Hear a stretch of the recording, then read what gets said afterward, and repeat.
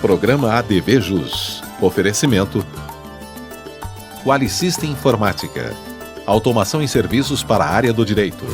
3234-2720. A ARP, Associação dos Advogados de Ribeirão Preto. Seja sócio você também. Ligue 3965-5158. Olá, meus amigos do ADV Jus, muito boa tarde. Estamos chegando com mais um programa inédito para você aqui de Ribeirão, de Sertãozinho, das redes sociais, do Facebook e também do nosso site, o advjus.net. Hoje, com imensa satisfação, nós estamos recebendo a doutora Mauricélia Hernandes. A doutora Mauricélia José Ferreira Hernandes é minha colega advogada com especial conhecimento nas áreas do direito de família e também na área trabalhista. A nossa pauta de hoje: providências inibidoras à reclamatória trabalhista. O ADV Jus está no ar. Fique aqui.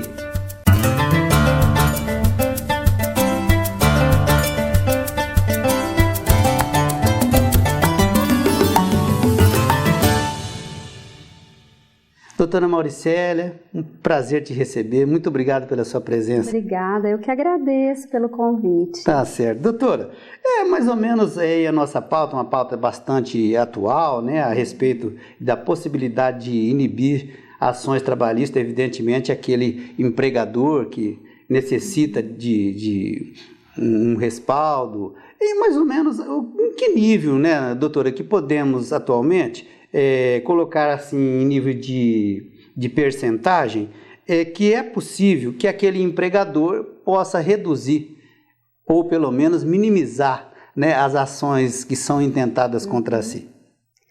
Bem, hoje, o que acontece? As empresas, elas estão muito mais organizadas, têm os seus departamentos, as pessoas estão se especializando. Sim.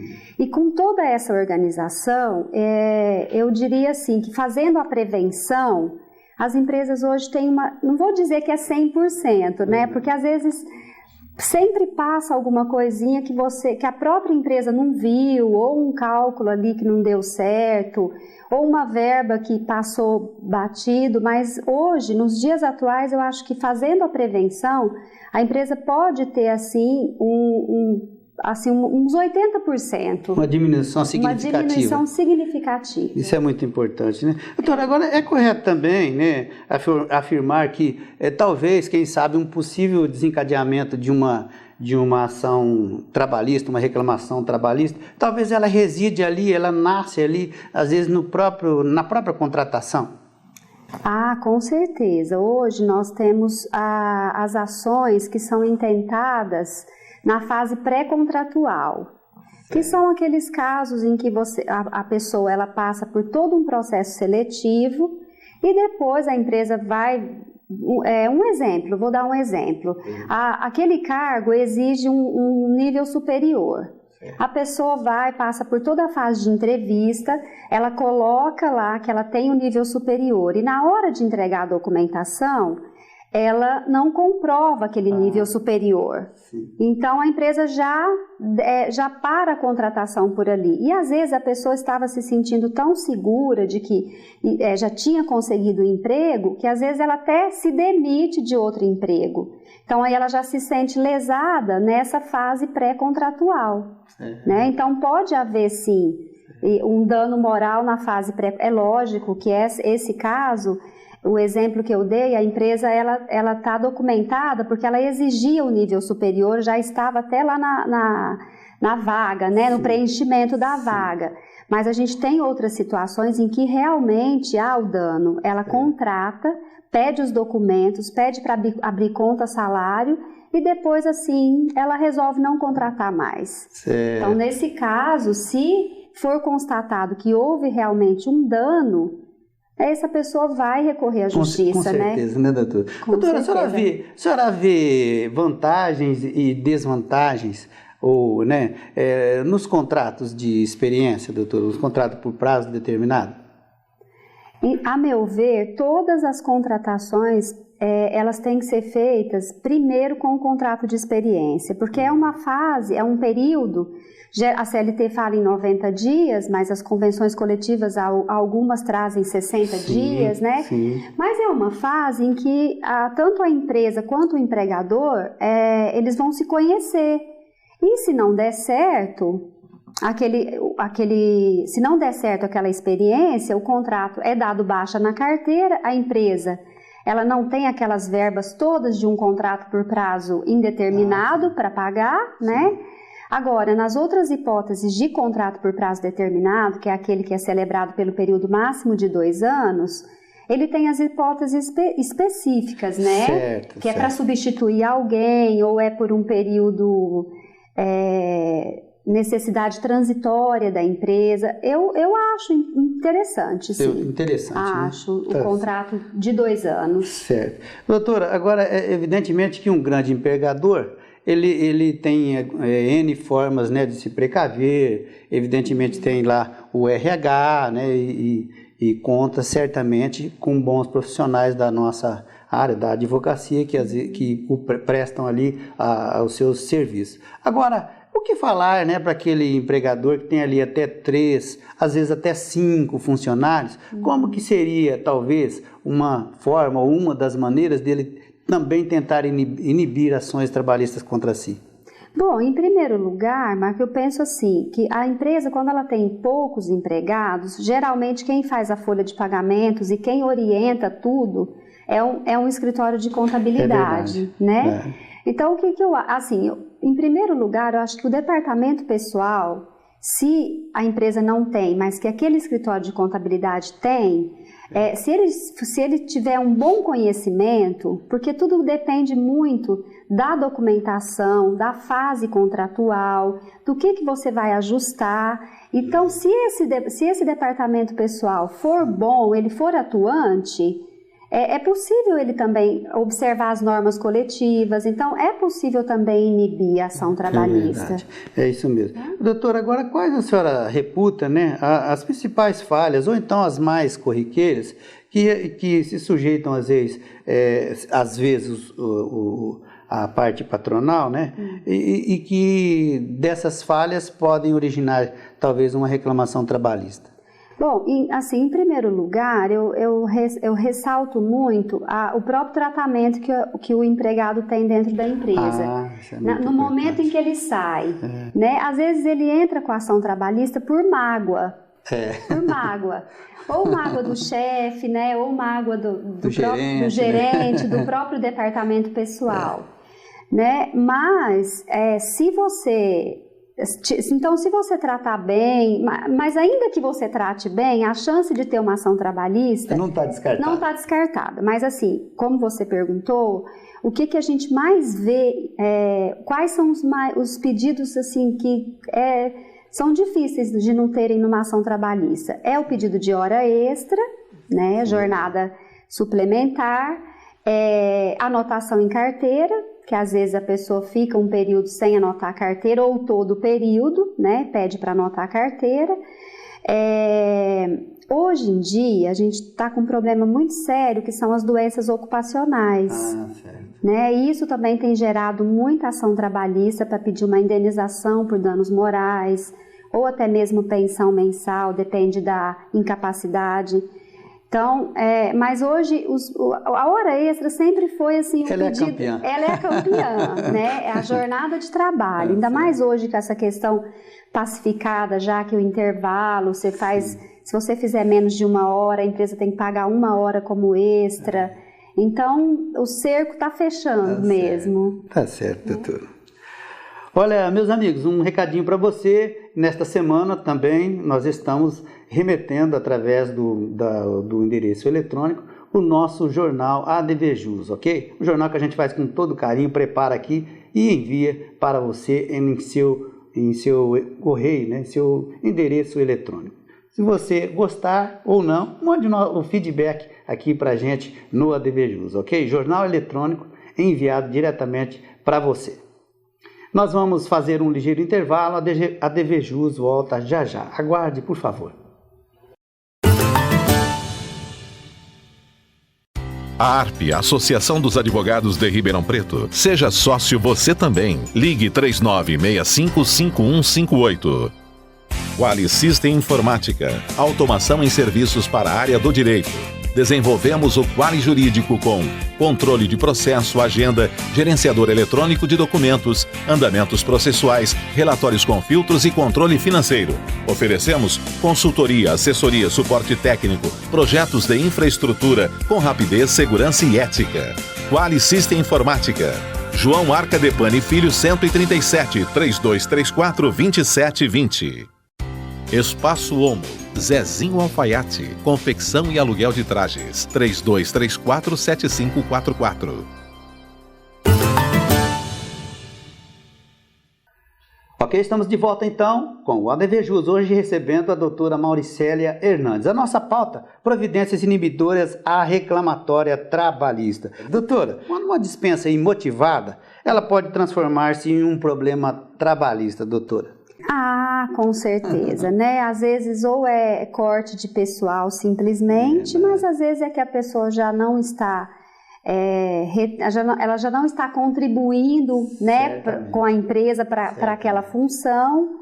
Então, algum motivo sempre existe, certeza, né? A empresa, ela não vai dispensar uma pessoa, né? Ou é corte de pessoal, ou é o encaixe mesmo, ou é algum problema que aquela pessoa está dando para dentro do departamento ou dentro da empresa no geral.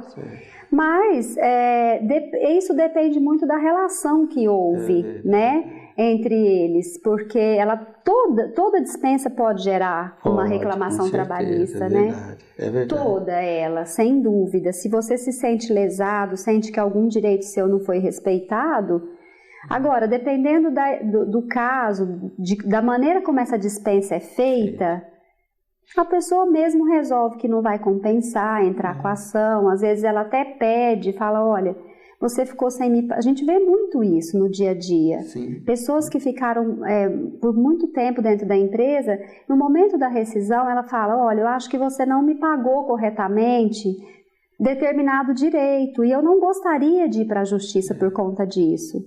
E a empresa vai averiguar, ela verifica se ele tem razão naquilo, né? E se tiver, as empresas, assim, pelo menos as empresas que eu atendo, às vezes acaba até atendendo mesmo, para não deixar aquilo virar um litígio. Fica mais fácil, né, doutora? Muito, com certeza. Fica mais fácil, né? Eu tenho a impressão, assim, que o que desencadeia, pode desencadear, como a senhora mesmo já sublinhou, né, é justamente aquele tratamento final, aquela forma de se desligar, de se acertar. Agora, evidentemente que isso aí é centuplicado toda vez que, às vezes, ou quem foi o responsável de efetuar ali o que a gente reputa como o termo de rescisão de contrato de trabalho, não mencionar, por exemplo, uma verba que foi devida. Então, quer dizer que se uma verba, né, que está ali não foi paga, isso aí, evidentemente, que vai trazer um gravame e provavelmente vai desencadear a ação. Por isso que a empresa tem que ser diligente nesse aspecto, porque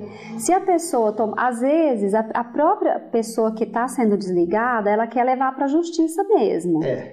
Ela não fala nada no momento da rescisão, justamente porque ela quer pedir N coisas, né, que ela acha que ela tem direito, e ela não fala nada, mas as pessoas que são assim, que estão dispostas, que têm um reconhecimento pelo período que elas ficaram na empresa, às vezes elas reclamam na própria rescisão. E é onde acontece o acordo sem necessidade de ir para a justiça. É verdade. É que tem, às vezes, alguns reclamantes, isso daí a gente, na vida da advocacia, a gente já viu, né, doutor? Tem alguns reclamantes que eles querem levar a reclamatória ali para adiante como se fosse uma vingança. Ah, né? Com certeza. Nossa, isso é muito. Isso acontece muito, a vingança. De chegar em audiência, você ouvir a pessoa falar, olha, eu não vou fazer acordo por causa do fulano. É muito comum isso. Isso ocorre, né, doutor? Ocorre. Agora, é possível que o empregado também intente uma ação, esse empregado, justamente esse que a gente acabou de se referir, e ele está se sentindo muito mal e está tendo seus direitos, na visão dele, prejudicados. Ele pode intentar uma medida na justiça de justa causa contra o empregador, doutor? Qual ação é essa? Pode sim. Essa ação é a reclamação trabalhista por pedido de rescisão indireta. Pois não. Então, da mesma maneira que a empresa tem as faltas, o empregado pratica falta grave, né, a empresa também pode praticar falta grave contra o empregado. Certo. Então, ele se sente no direito ele quer sair da empresa, ele se sente prejudicado, mas ele não quer pedir demissão. Por quê? Pedir demissão significa abrir mão de direitos, como, por exemplo, o aviso prévio, a multa de 40% sobre os depósitos do FGTS. Então, o que ele faz? Ele ajuiza uma ação dizendo, olha, eu trabalho na empresa desde a data tal e ela praticou contra mim a seguinte falta grave. Um exemplo, não está depositando o FGTS... Puxa vida. Né, enfim, tem várias faltas que ele pode alegar contra a empresa. Sim, é muito importante também deixar sublinhado, né, doutora, que nenhum pedido na justiça, ele por si só vai garantir que aquela intenção lhe seja favorável, né? Mesmo ele fazendo ali talvez o pedido da reclamatória trabalhista com rescisão indireta contra o patrão, isso não quer dizer nada, pode ser também que ele perca a ação, né? E aí vai ficar muito pior. Não quer dizer. E, aliás, tem casos de pedidos de rescisão indireta em que o juiz nega que a empresa praticou falta grave e considera aquilo como um pedido de demissão. Certo, aí fica pior. Aí fica pior, porque ele teve todo um litígio, não conseguiu as verbas que ele queria, né? Certo. E também, assim, só para deixar claro, nada impede de quando você entra com um pedido de rescisão indireta, você parar de trabalhar também. Certo. Eu acho que aí é uma certa cautela que... O empregado que decide. Às vezes ele fala, eu prestei serviço até a data X, não quero mais, por isso quero que seja decretada a rescisão indireta, né, para que ele receba os direitos como se ele tivesse sido dispensado sem justa causa. Certo. Em muitas ocasiões, o empregador deixa de observar o pagamento de algumas verbas, ou infelizmente não é possível fazer o termo de rescisão de contrato e já efetuar o pagamento das verbas. Como será pago essas verbas na justiça, doutora? Então, essas verbas, quando elas não têm natureza controvertida, quando são verbas que não têm discussão, um exemplo típico é o saldo salarial, elas têm que ser pagas em primeira audiência. Se elas não forem pagas em primeira audiência, aplica-se 50% a mais sobre o valor. Tá certo. Então quer dizer que agora não é mais em dobro? Não é em dobro, não. Tá certo. Foi alterado o artigo, né? E agora 50%. Certo, tá certo. Olha, meus amigos, tenho aqui em mãos um convite a fazer para você. É um convite da Associação dos Advogados aqui de Ribeirão Preto, que no dia 15 de agosto vai realizar mais um baile do Rubi. Olha só que bacana. O baile do Rubi, promoção da Associação dos Advogados aqui de Ribeirão Preto, vai ser realizado lá na sede da RICRA, aqui em Ribeirão Preto, lá na Avenida 9 de Julho. Nós, com certeza, vamos estar por lá, ok? Mais um ligeiro intervalo, aqui é rapidinho. Voltamos já, aguarde. Espaço Homo, Zezinho Alfaiate, confecção e aluguel de trajes, 3234-7544. Quali System Informática, automação em serviços para a área do direito. Desenvolvemos o Quali Jurídico com controle de processo, agenda, gerenciador eletrônico de documentos, andamentos processuais, relatórios com filtros e controle financeiro. Oferecemos consultoria, assessoria, suporte técnico, projetos de infraestrutura com rapidez, segurança e ética. Quali System Informática. João Arcadepani Filho 137, 3234-2720. A ARP, Associação dos Advogados de Ribeirão Preto. Seja sócio você também. Ligue 3965-5158. Legal, voltamos então com o ADV Jus. Hoje recebendo a doutora Mauricélia Hernandes. A nossa pauta providências inibidoras à reclamatória trabalhista. Doutora Mauricélia, evidentemente que o direito ele é bem dinâmico e surgem aí no universo trabalhista sempre novidades, implementações, como uma delas aí bem recente é justamente o seguro-desemprego, é isso? Exatamente, o seguro-desemprego é uma mudança recente, né, que agora ficou, digamos assim, ele vai ser um pouquinho mais trabalhoso para o empregado receber o seguro-desemprego por conta do período de trabalho que ele vai ter que ter. Né? É porque a gente viu aí na mídia, de uma forma geral, que se reclamava um pouco que tinha muita dispensa, muita né? dispensa e tal. A dispensa era visando o recebimento, né, do seguro-desemprego. E muitos diziam que haviam até um certo abuso, né? Mas tem outras mudanças também que chegam aí sempre para o trabalhador, para as empresas, né, doutora? Nós tivemos aí a mudança do auxílio-doença, né? Certo. Que antes a empresa ela arcava com os primeiros 15 dias, agora passou a ser 30 dias, sim, né? Tivemos também a Lei Complementar número 150, que veio regulamentar a questão do doméstico, né? Certo. Que agora o doméstico passa a ter todos os direitos, né? Certo. Praticamente todos os direitos. E junto também com o auxílio-doença e o seguro-desemprego, nós tivemos a questão também da mudança na pensão por morte. Doutora, as empresas, evidentemente, que têm também um interesse de que tenha celeridade em qualquer tipo de procedimento de reclamação trabalhista contra si, quanto antes terminar aquilo, melhor, né? Porque, afinal de contas, só os juros que são aí a partir do desencadeamento da ação é bastante, né?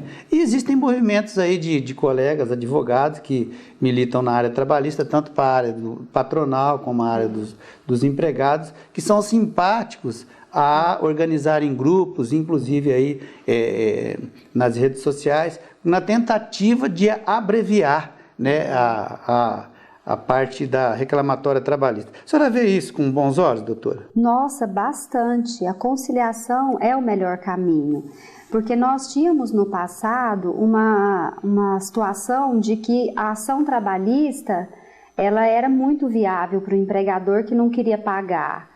Porque não existia juros, né, de 1% ao mês, sim, como nós temos hoje. Certo.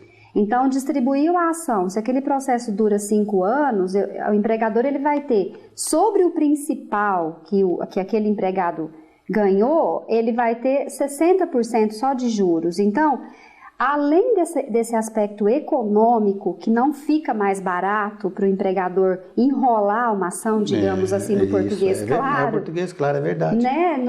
Além desse aspecto econômico, tem todo o desgaste emocional. Então, seria assim, muito mais fácil, muito mais proveitoso se as partes, né, chegando na ação trabalhista, na audiência, o empregador reconhecer que deve, o empregado aceitar que ele reconhecer que ele também não tem direito a tudo que ele está pedindo naquela ação, porque isso acontece muito. Se as partes tiverem essa disposição e conseguirem fazer o acordo ali naquele momento, é bom para todo mundo, né? É verdade. Agora, tem empresa que às vezes ela não tem condições financeiras, né? Aí ela deixa o processo... Vamos ver o que vai acontecer lá na frente. Exatamente. Doutora Mauricélia, a senhora acha que assim, já existe uma consciência do empregador, no caso que ele foi chamado lá a reclamatória trabalhista, ele já tem uma consciência da importância que tem, por exemplo, que deve ter a sintonia dele com um preposto? A senhora também pensa isso? O preposto pode, de uma certa maneira, às vezes, até favorecer a empresa na qual ele representa, como ele pode também pôr tudo a perder? A senhora acha que já existe essa consciência? A figura do preposto, ela é, assim, importantíssima e aí, infelizmente, não são todas as empresas que têm essa consciência de que não são. Né? A maioria, quem vai de preposto nessa audiência? Chama o fulano. Perigoso. Às vezes a pessoa desconhece os fatos, vai tomar conhecimento dos fatos lá na audiência, né? Então, eu posso falar para você que, infelizmente, as empresas ainda não têm, assim, essa ideia da importância do preposto, que o preposto é a empresa. É verdade. Né? Ele é o empregador, então ele precisa ter o conhecimento, ele precisa... mas a gente está caminhando para essa conscientização. Tá certo. Doutora, agora eu penso que na maioria das formas de se inibir uma reclamatória trabalhista, nós falamos, inclusive uma delas é a preparação do preposto. Mas eu tenho assim comigo que o principal é que ele traga de uma forma organizada o contrato de trabalho. Acho que isso é o principal, não é?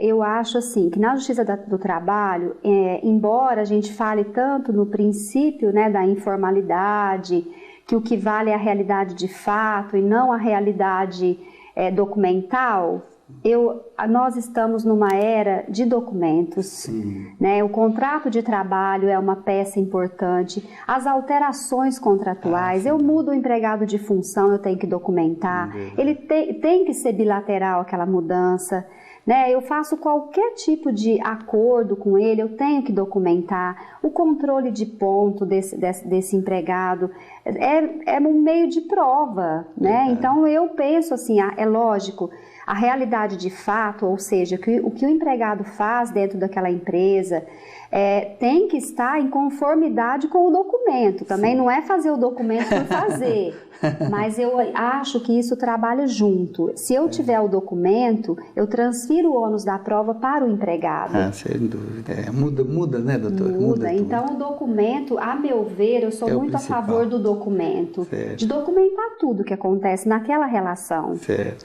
O patrão, quanto mais documento tiver, melhor. Eu acho que sim, com certeza. Mesmo. Certo. Doutora, nós chegamos no finalzinho do nosso ADV Jus de hoje. Eu quero te agradecer imensamente a sua presença aqui. Muito obrigado. Imagina, de nada. Tá certo. Olha, meus amigos, se você quiser novamente rever esse programa com a doutora Mauricélia, é só você acessar o nosso site, que está aqui, ó, www.advjus.net. Acesse o nosso site.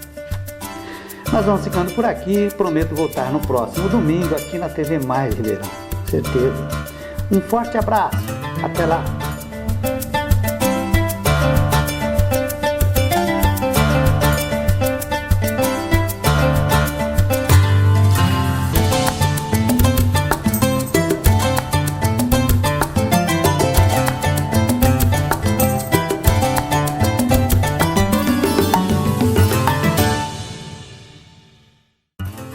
Programa ADV Jus. Oferecimento Qualisystem Informática. Automação em serviços para a área do direito. 3234-2720. A ARP, Associação dos Advogados de Ribeirão Preto. Seja sócio você também. Ligue 3965-5158.